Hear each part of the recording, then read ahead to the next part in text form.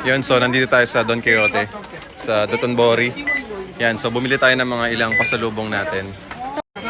So ito yung mga pinamili natin. Chocolates, then bumili na rin tayo ng headset for the airport travel natin, airplane travel natin. Tapos power bank kasi nabibitin tayo sa pag-vlog natin eh.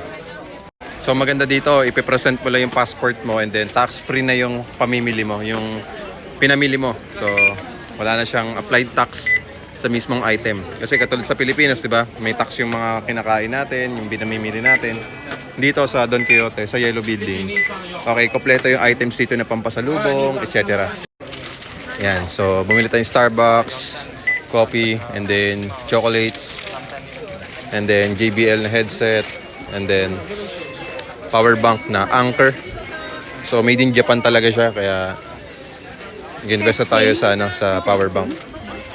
So maganda dito, iti-testing muna yung mga electronic gadget, yung mga items para ma-sure na gumagana talaga siya.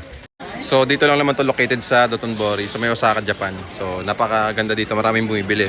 Marami namimili ng pasalubong para sa mga loved ones, tropa, kaibigan na nasa Pilipinas. May kita nyo yung labi ko, ayun o. Parang nag-ano siya, namumula. Masakit yan kasi sa sobrang lamig. Siguro ganyan talaga ako kapag ano. Hindi talaga ako sanay sa lamig. Talagang nagda-dry siya maigi. Eh, no? Kaya kailangan meron ka ano dyan, parang lip balm. Pero nakabili na kami yan. Kahit lagyan mo talaga, sobrang lamig. Hindi ka sanay. Kaya alam mo naman sa Pilipinas, di ba? Init is life.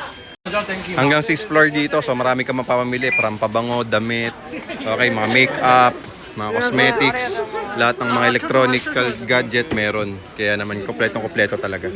Pati mga signature bags, mga signature na watches, kompleto talaga dito. Okay? So follow me for more pag gusto niyo ng mga ganitong content na tungkol sa gala at pag-invest sa real estate. Okay? So may promo pa rin tayo, 10,000 cash out only, no down payment. So just follow me and message me.